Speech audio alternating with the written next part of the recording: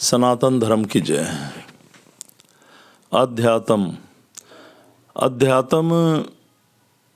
के आज की दुनिया में कई तरह के मायने निकालते हैं लोग।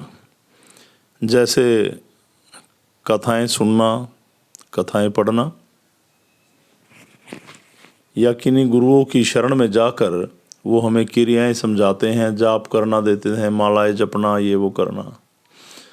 ऐसे वस्त्र धारण करना, दाढ़ी बढ़ाना, व्रत करना कि इतने दिन आप जमीन में सो, आप इतने दिन ये यज्ञ करें, आप उस पेड़ के नीचे बैठे, आप सूर्य को जल दें। इस तरह की काफ़ी सारी बातें हैं जो लोग सोचते हैं मैं आध्यात्मिक हो गया। तो ये उनकी सोच।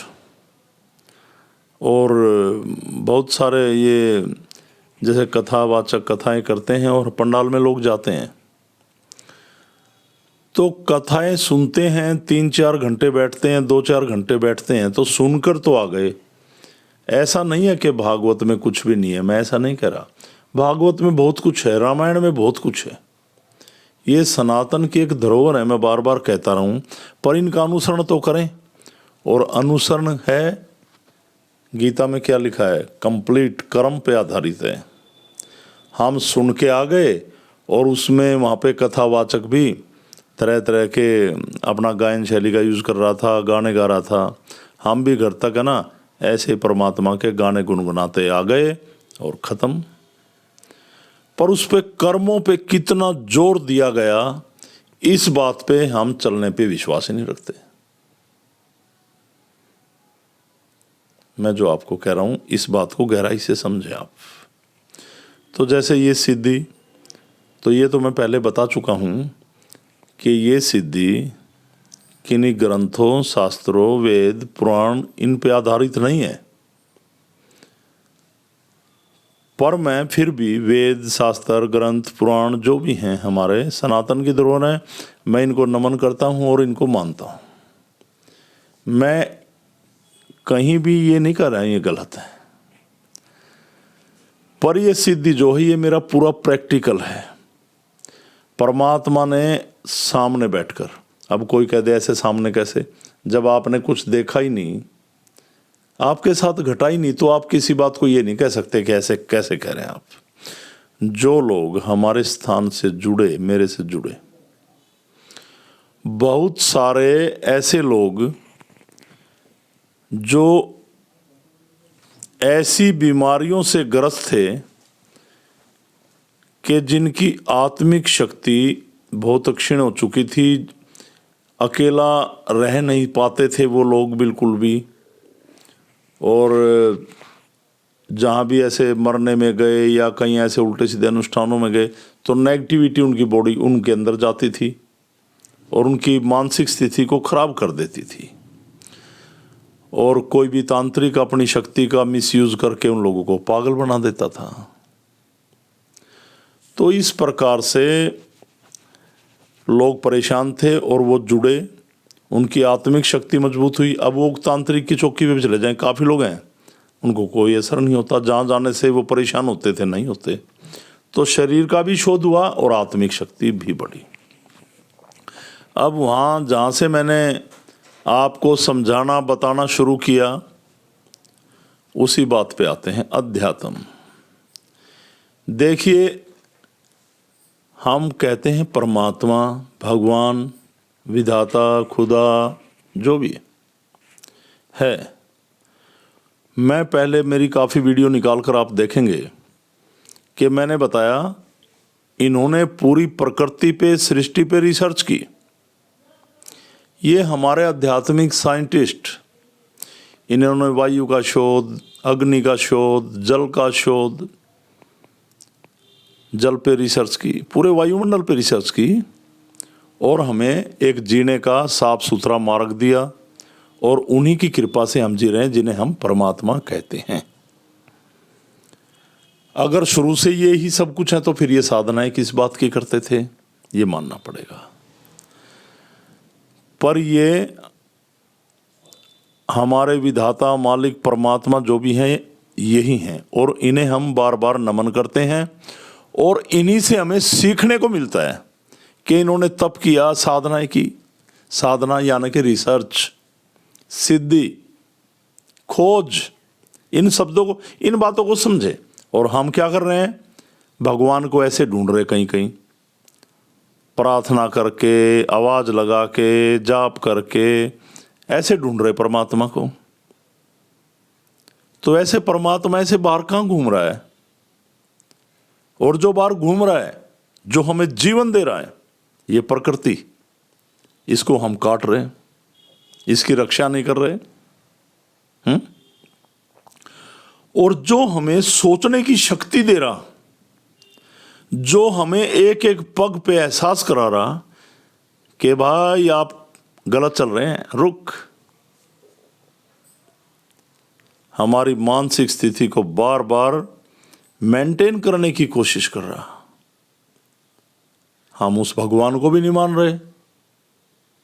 हम तो घंटी बजा दें, तिलक लगा दें, माला जप लें, शनि को तेल चढ़ा दें, गऊ को रोटी खिला दें, कीड़ियों को आटा कर दें और फिर सारा दिन पाप करें, तो हो गए हम धार्मिक और आध्यात्मिक। लोग ऐसे ऐसे 2 नंबर की कमाई करके, ऐसे लोगों की आत्माएं दुखा के, लोगों को लूट लूट कर पैसा कमा के भंडारे कर रहे, हो गए हम धार्मिक। और अकेले में आप बैठ के देखिए, ये ऐसे लोग एकांत में नहीं बैठ सकते, इन्हें हर समय महफिल चाहिए, मनोरंजन के साधन चाहिए। अकेले में क्यों नहीं बैठते? आप बैठ के देख लेना, अगर आपको यूं कहीं डाउट है, कोई भी शक है कि आप कोई गलत काम कर रहे हैं, जब आप अकेले में बैठेंगे ना, और कुछ देर आपको बैठे हुए हो जाएगी,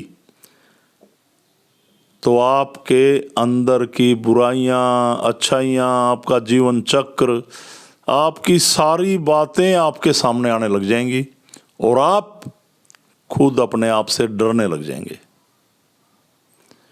और आपने सारे नेक कर्म किए हों, सत्कर्म किए हों, तो अकेले में डर ही नहीं लगेगा। तो मैं आपको ये बता रहा हूं, परमात्मा का देखो, कथाएं सुने, अच्छी बात, गऊ को रोटी दे, बहुत अच्छी बात, आप ऐसे जीव जंतुओं को आटा डालते हैं, बहुत अच्छी बात, मंदिरों में जाते हैं, अच्छी बात, तिलक लगाएं, अच्छी बात, घर में जोत लगाएं, अच्छी बात, इसमें कोई बुरी बात नहीं। पर पूरी दिनचर्या में आप क्या कर्म करते हैं? इंसान रूपी भगवान, इंसान के रूप में भगवान, क्योंकि इसमें आत्मा का वास।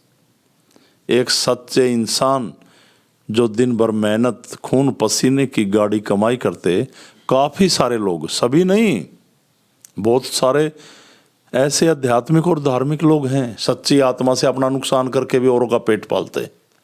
पर बहुत सारे लोग ऐसे गरीब लोगों से ऐसे पैसा हड़पते, दुखी करते, किसी मजदूर की दिहाड़ी नहीं देते, परेशान करते।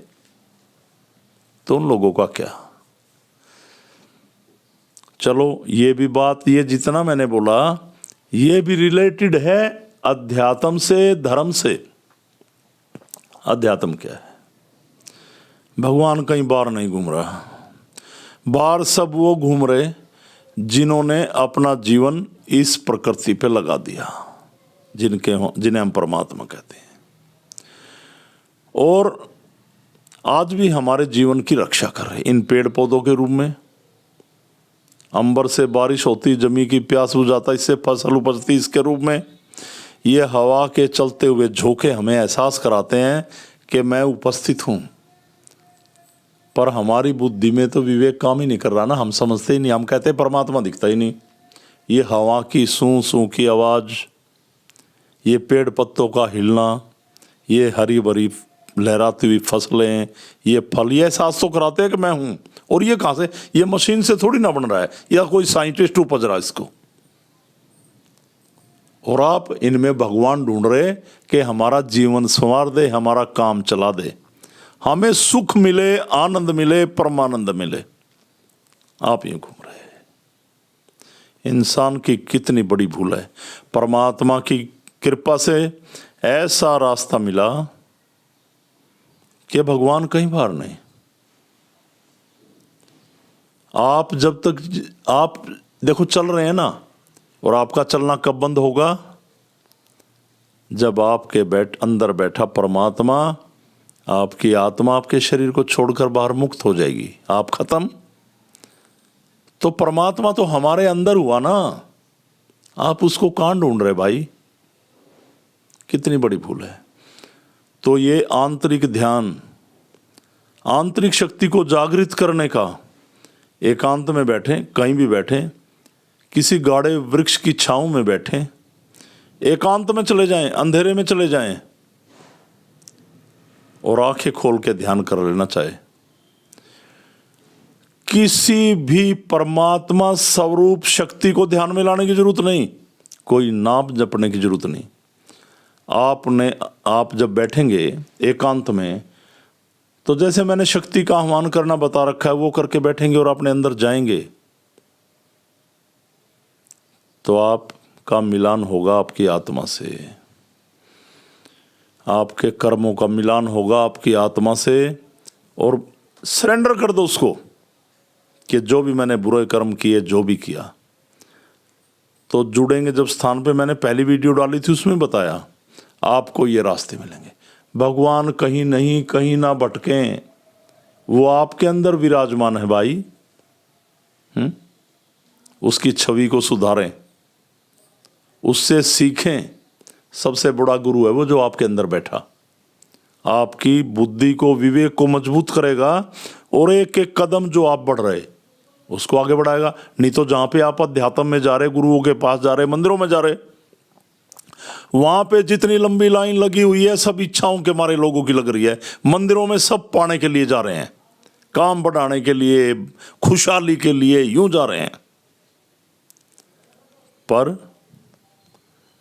आप भी भगवान भी पाना चाहते हैं वहां पे, और इच्छाएं भी पूरी करना चाहते हैं वहां पे। आप मोह माया में पड़ के सब प्राप्ति करना चाहते हैं वहां पे। नहीं, इनको त्याग के एक तरफ रख दो। भगवान बाहर कहीं नहीं, भगवान आपके अंदर है, कहीं ना भटके, उसको जागृत करें। तो इस मैसेज से जो मैं आपको वीडियो पे दे रहा हूं, आप समझना मैंने क्या कहा। अगली वीडियो में फिर बात करेंगे।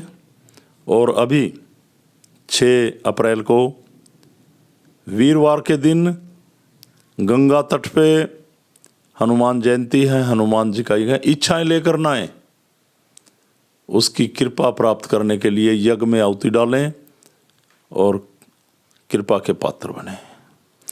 सभी को मेरी तरफ से ओमलक प्रणाम। सनातन धर्म की जय। बार बार कह रहा हूं, सनातन एक खोज है, एक रिसर्च है, सनातनी बने। प्रणाम सभी को, प्रणाम प्रणाम।